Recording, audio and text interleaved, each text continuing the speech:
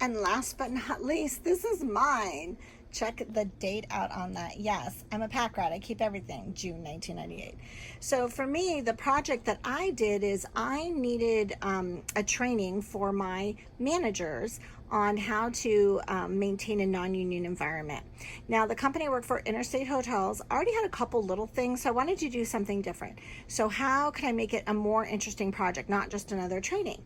So what I created was, it's a 4-hour class, and I created a class that for the first hour, all the managers came in and I taught them how to be great union reps. So in 1 hour, I had them worked up in a frenzy. They were ready to sign union cards and bring them in. And then the next 3 hours deconstructed the first hour and what we did. It was truly, truly, it was a great training. And so I was lucky enough to have work time to do it. And I was able to train one small group. They gave me feedback. I tweaked it before doing my final presentation. It was an A project. Super, super pleased with this. And mine's a little bit different because, again, back then we had different requirements. So things like the executive summary and some of the required work were just kind of over here in the sides. But what I did is I created the training manual, and I created the overheads, because overheads were a thing back then, my little table of contents. And then the way I structured it is, one of my things as a trainer, I hate having two things. I hate having a instructor manual on one side and the workbook that the participants are looking at. So what I did is I created it so I could see everything. So on the left side, as it's open, is always the instructor manual, the instructor page, and the right is what they're looking at. So no leader page for there, that's what they're looking at. Leader page there. So that was a great way for me to do this. So no leader page, this is what they're looking at. So I could easily follow along with just one book open, and that amused me. It's just easier to do, I think, than having two things open. So that's how I did the Train the Trainer manual. So it was the leaders, building the content, the leader's guide, and the participant workbook.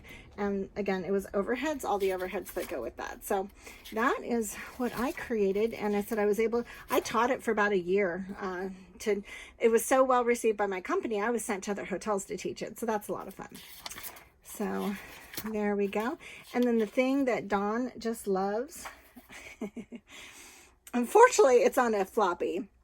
I do have actually an external floppy drive. I could try to access it. So all the work and data I still have my floppy disk. And Dawn loves that part the best. She just finds that great humor. So that's how I did the Train the Trainer. And then I do have some templates if anyone is doing a training. So you can really break it down. You can't just give me the final slides. It's got to be, I want to see this part. I want to see the leader's guide. Why are you doing the next objective? Why are you doing the activity? It can't just be the PowerPoint deck you're going to show and you're going to wing it.